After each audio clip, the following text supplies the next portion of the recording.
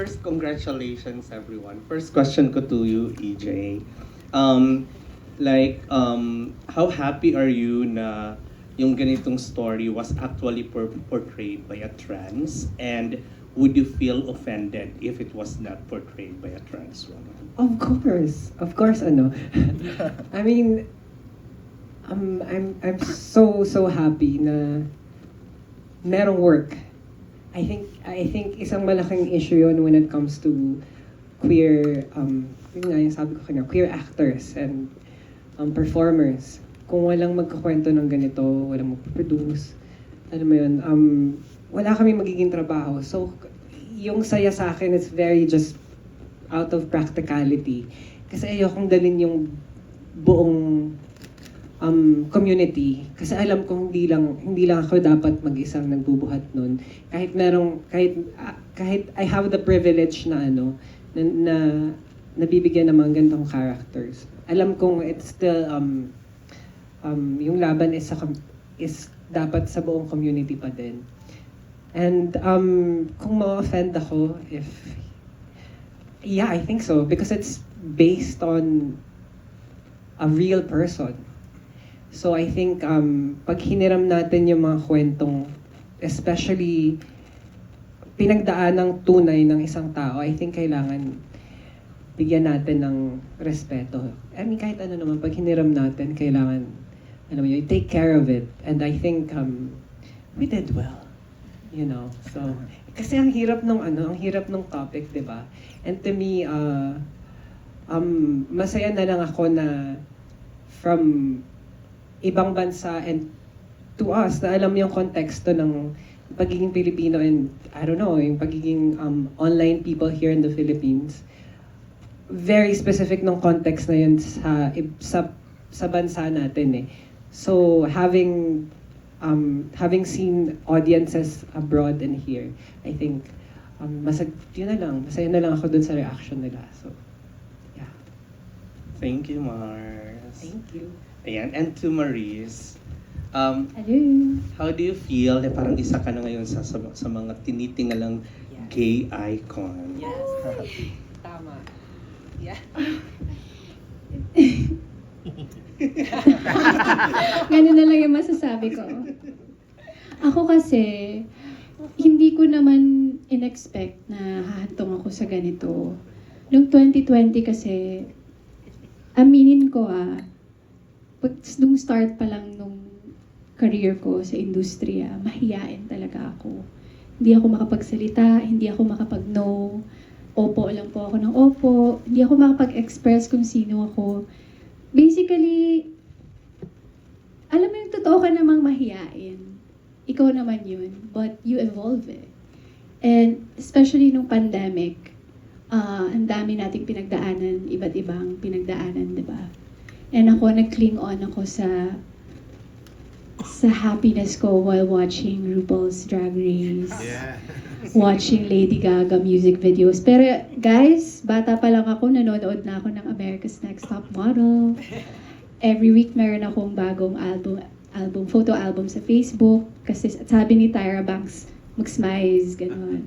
So I think it's really in me na maging makulit, kwela, ganito talaga ako. And nung pandemic, na-appreciate ko talaga yung mga drag queens, yung stories nila, hindi lang sila performers. Ang dami nilang pinagdaanan, ang daming hugot sa buhay, discrimination, even from their own parents. And sobrang na-touch talaga ako. And doon ko din na-explore yung art na parang grabe ang ka-creative nila and ang ta-talented nila. And they are totally supported. Lalo na dun sa America, grabe yung support. And I didn't know na may ganung community dito sa Pilipinas until nagkaroon ng Drag Race Philippines. And natuwa ako, parang I feel so happy, genuinely happy when I'm around with these people. Kasi napaka-welcoming nila sa kung ano ka, kung outspoken ka, kung mahiyain ka, kung ano man ang ugali mo, welcome na welcome sa community na to. So, I love people, I love LGBTQIA+ community, I love the gays, sobra. And hindi ko pa naman siguro deserve yung gay icon. no, nahihiya ako. Thankful lang ako. Thankful ako sa support nila at mahal na mahal ko sila. And supportado ako sa lahat ng pinaglalaban nila sa buhay. Yes. Thank you, Mars. Thank you. I love you. Kay Royce. Gay icon din yan. Ay, hindi. Ayan. Pero yung question ko is related to that. Kasi like, di ba, parang it's obvious naman na maraming gays or from those from the LGBTQIA na talagang na-attract sa'yo and all. Hindi Not naman. because of physically, but because of the portrayals you had related to the community. Ganyan.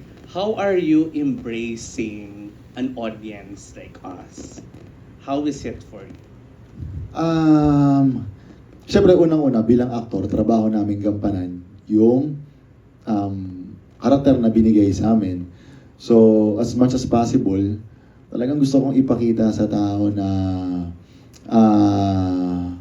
dapat mahalin nyo yung trabaho na ginagawa namin. So, sa ganyan, pag nakakuha ko ng mga paghanga sa community, sobrang thankful ako, sobrang kasi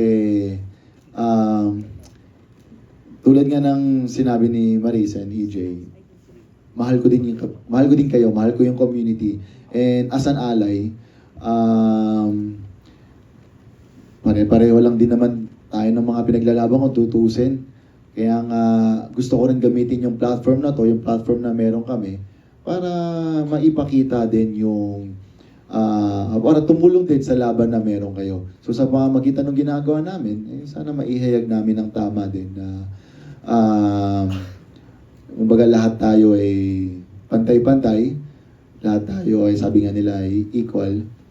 Kaya ayun, sa pamamagitan nun, siguro na ipapakita ko na kaya na parang nagugustuhan nyo yung Crush bilang ka din nila. ako. Ganon, kaya nga. Aminin mo na crush ka din nila. Yeah. Ano na to. Pero yun, sobrang pasasalamat kasi napaka-importante din talaga ninyo sa akin sa naging tulong sa buhay ko. Kaya sabi ko, ang magiging ganti ko talaga mahalin kayo ng lubos at sumama sa laban nyo. Yeah. Thank you. And sorry, last kay report lang. Direct. How exciting was it for you creating the characters of the perpetrators? Actually, so, di ba bihira na akong mag-direct ng movie. Yung last movie ko pa ata, 2016 pa or 2015. So when I make a movie, it really means something. And so, I think, when I read the thread, yung Twitter thread, nalala ko 2 a.m. pa yun. Tapos parang, oh my God, I can't stop scrolling. Grabe. Tapos kinopy-paste pa namin ito, document. 19 pages pala yung Twitter thread na yan. But I think one of the things that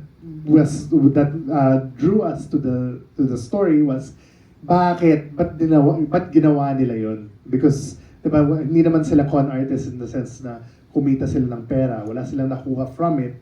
Why did they keep doing it? And why did people follow the Beanie character? So that's really what we tried to solve while writing the film.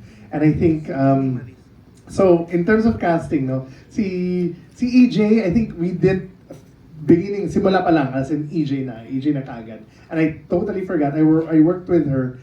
Yung pinakaunang trabaho ko sa film industry, child wrangler ako sa Bagong Buwan of Marilu de Azabaya. So ako yung tagabantay ng mga bata. Tapos when EJ came for her reading, sabi, Kuya Cork, naalala mo pa ba ako? Ako yung isang bata sa Bagong Buwan. It's like, shit! I'm old! No, but EJ, we had no question. It would be her. And Royce, I think nung napanood ko yung toe-sucking scene niya sa Fuckboys. Parang ito na yung guy natin. And I think Maris, you were like, in a very wholesome role. So, kaya ba ni Maris to na parang parang evil personified. And when she came in, actually, when we wrote the character, sobrang bully ni Beanie, as in bully na siga. And then the way Maris read, parang mischievous na charming. And then doon nag-click lahat. Parang, oh my God, kaya siya ganun. Kaya na-charm niya yung mga tao. Of course, it can fight back. A lot of people see it nga ba? Bakit ang likable ng character? But ganun talaga yung mga di ba? Sociopathic people. Like, di ba? Kaya nagiging cult leader yung mga yan. Kasi they're able to reach inside and get something. So, this is one of the happiest experiences of my life, working with this wonderful cast. Not only them, Red Oliero, Chai Ponashed, Danny Orzaga, Gabby, of course, Gabby Padilla. So, what a wonderful experience na during lock-in. Very unforgettable experience.